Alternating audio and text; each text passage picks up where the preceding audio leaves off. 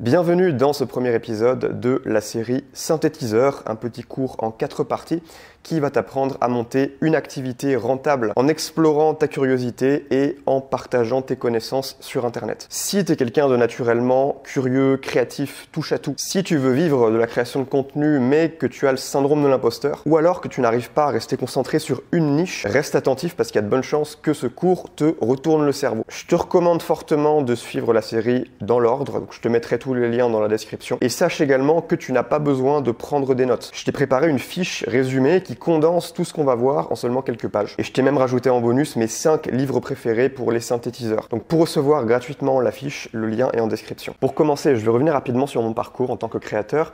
Moi, je suis dans ce game depuis 2016, ça fait un moment, je suis un peu un dinosaure. Et depuis tout ce temps que je fais du contenu, que je partage mes idées sur Internet, j'ai jamais réussi à me coller une étiquette, à me définir vraiment avec un mot. Les gens que je rencontrais qui comprenaient rien au business en ligne, ils pensaient que j'étais un YouTuber parce que j'avais une chaîne YouTube et qu'effectivement j'avais pas mal d'audience. Alors qu'en réalité, je suis pas YouTuber, moi c'est pas mon métier YouTube. Si j'arrête YouTube demain, je continue de gagner ma vie et mon business continue de tourner. Je vends des cours en ligne, des formations et en réalité, mon actif le plus précieux, c'est pas ma chaîne YouTube, c'est plutôt ma liste email. J'avais pas non plus l'impression d'être un infopreneur, même si je vends des produits d'information. Infopreneur, j'ai toujours eu un peu cette image du mec en costard qui fait ses séminaires et surtout qui va être expert d'un seul sujet. Moi, je me voyais pas vraiment comme un expert. À un moment, je me disais, je suis créateur de contenu, mais en réalité, créateur de contenu, ça veut pas dire grand-chose. Créateur de contenu, ça peut autant être un YouTuber qui fait des vidéos humour, un streamer qui fait des lives sur Twitch, ou même une fille qui monte son cul sur OnlyFans. En fait, créateur, c'est tellement large. J'avais fini par me dire, voilà, je suis juste un mec qui fait des trucs sur Internet. C'est comme ça que je me définissais. Et donc, j'ai passé toutes ces années à explorer ma curiosité. Au fil des années, j'ai parlé de confiance en soi, d'addiction, de psychologie, de spiritualité, de philosophie, de stoïcisme, j'ai parlé de santé, de nutrition, de musculation, de charisme, de dynamique sociale, de communication non verbale, d'investissement en bourse, un tout petit peu de crypto, de création de contenu, de business en ligne, récemment d'intelligence artificielle, puis aussi de productivité, de prise de notes. J'ai vraiment exploré tout ce qui m'intéressait moi, tous les problèmes que j'avais dans ma vie. Je cherchais activement des solutions pour les résoudre parce que dans mon activité, j'ai toujours eu une mentalité de croissance, chercher activement à résoudre mes propres problèmes. Ce qui m'a amené à explorer plein de sujets. Et au fur et à mesure de mon exploration, je partageais des conseils, mon expérience, mes idées, mes astuces avec mon audience en ligne. Évidemment, j'ai créé plein de produits payants autour de ces sujets-là, ce qui m'a permis donc de monter mon business et de vivre aujourd'hui ma meilleure vie en Thaïlande. Mais je vais te dire, en réalité, j'aurais jamais tenu longtemps dans ce game si je m'étais forcé de parler d'un seul sujet, si je m'étais enfermé dans une niche. En réalité, je me serais très vite ennuyé et j'aurais pas réussi à tenir autant dans la durée sur Internet. Et c'est là que j'ai compris que quand tu es un créateur authentique qui met en avant sa personnalité, les gens te suivent bien plus pour qui tu es que pour les sujets dont tu parles. Sur Internet, on attire des gens comme nous. On attire des gens pas autour d'un sujet, mais autour d'un profil psychologique. En fait, mon audience, c'est des gens qui sont un peu comme moi, qui pensent un peu de la même manière, qui ont un peu la même personnalité. Et donc, si un sujet en particulier m'intéresse moi, il y a de fortes chances que j'arrive à en parler de manière à également intéresser les gens qui me suivent. Et ça m'a également permis, tu vois, aujourd'hui, j'ai 700 000 abonnés sur YouTube. C'est beaucoup pour un créateur qui fait pas de divertissement.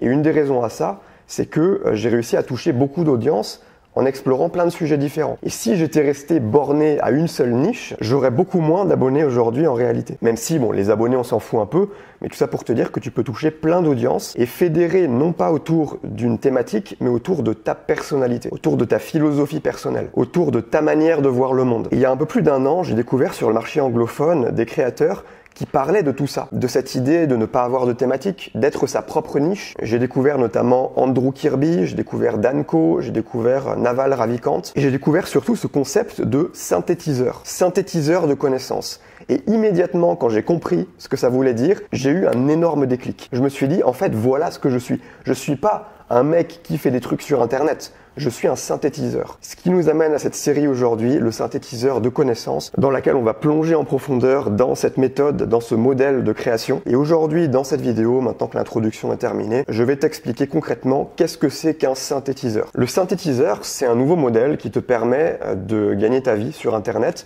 en partageant tes connaissances. Et sans avoir une approche d'expert où tu as déjà un gros bagage de connaissances sur un sujet précis, le synthétiseur, il explore sa curiosité. Cette notion de se laisser guider par sa curiosité, c'est très important. Et par ce procédé, tu n'as pas besoin de t'enfermer dans une thématique précise. Et ça, c'est une magnifique opportunité pour les gens qui sont polymathes. Polymathe, ça veut dire multidisciplinaire, touche à tout. Un peu à la Léonard de Vinci, qui était vraiment curieux de tout, en fait, du monde qui l'entoure, que ce soit la nature, les arts, les sciences. Léonard de Vinci s'intéressait à tout et c'est ce qui faisait sa force. Il arrivait à faire des connexions entre les sujets. Donc c'est une magnifique opportunité pour les gens curieux de nature, qui adorent apprendre, qui sont créatifs et qui ont cet objectif de gagner leur liberté avec Internet. Concrètement, voici le modèle du synthétiseur. Première étape, tu consommes du contenu éducatif. Tu explores des domaines, des sujets qui t'intéressent en lisant des livres, en regardant des vidéos éducatives, en écoutant des podcasts, en regardant des conférences, peu importe. Tu vas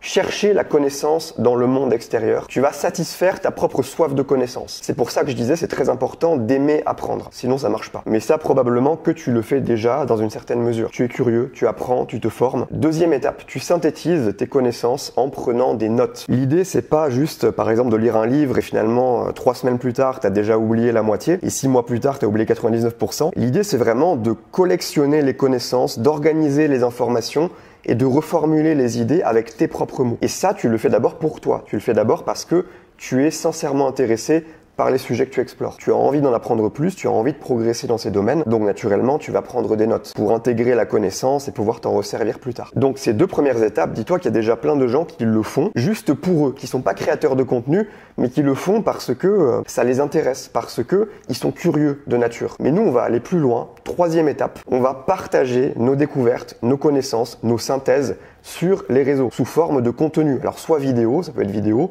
ou même sous forme de texte. Le texte, ça marche très bien aujourd'hui, si t'as pas envie de montrer ta tête, on aura l'occasion d'en reparler. Donc c'est aussi simple que ça.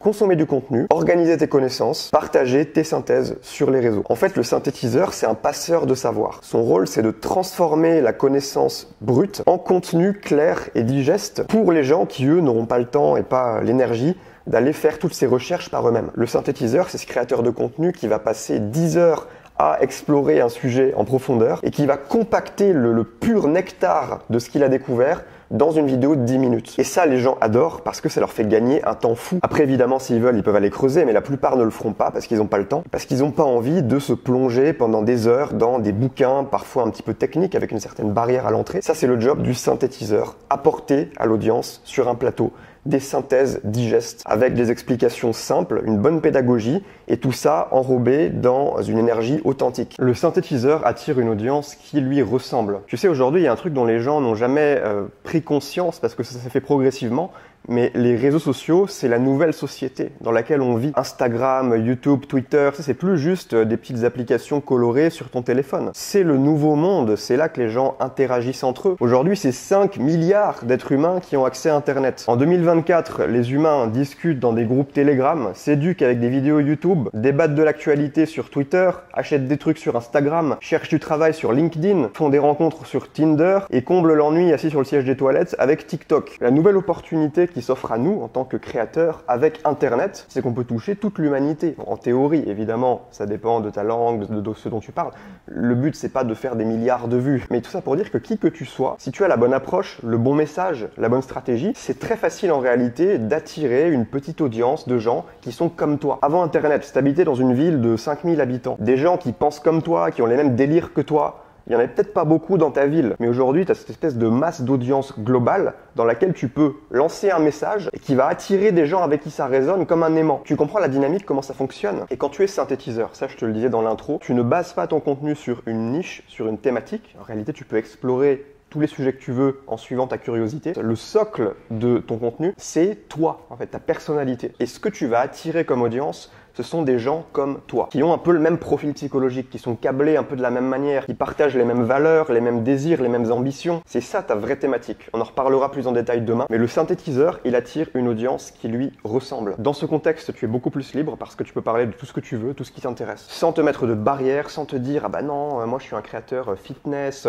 je suis un créateur marketing, donc ça je peux pas trop en parler. » Ce problème-là n'existe pas pour un synthétiseur. Et ce qui est aussi magnifique, c'est que tu n'as pas à te soucier de la concurrence. concurrence. Parce que ta niche, c'est toi-même. Et bonne nouvelle, toi-même, il n'y en a qu'un. Si tu t'appelles Jean-Célestin Dupont, il n'y a qu'un seul Jean-Célestin Dupont. Et c'est toi. Et personne ne pourra te copier dans la niche être Jean-Célestin Dupont. Donc à partir du moment où tu es toi-même, où tu es authentique, où tu cherches pas à être autre que ce que tu es, où tu montres ton côté humain, tu es inconcurrençable en réalité. Le synthétiseur n'a pas besoin d'être un expert. Ça c'est très important, on en parlera plus en détail demain, mais il faut comprendre que ce sont deux approches différentes, l'approche du synthétiseur et l'approche de l'expert. L'expert, c'est celui qui va consacrer sa vie à un domaine, qui va creuser, jusqu'à devenir une référence, voire une légende dans ce domaine précis. En fait, l'expert, il explore le champ infini des connaissances en vertical.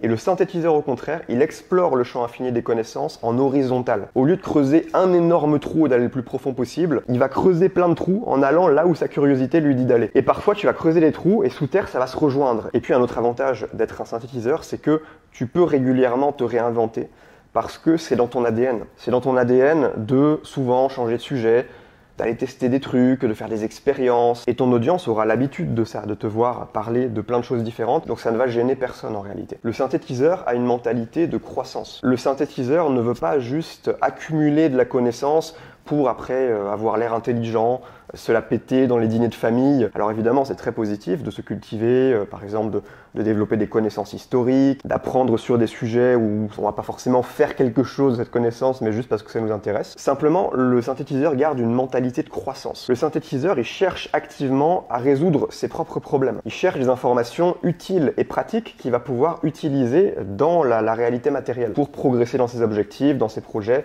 obtenir de vrais résultats tangibles. Si tu regardes tous les sujets que j'ai explorés personnellement au fil des années, il y avait toujours une utilité concrète. C'était dans une démarche de croissance personnelle. Pourquoi c'est si important d'avoir une mentalité de croissance?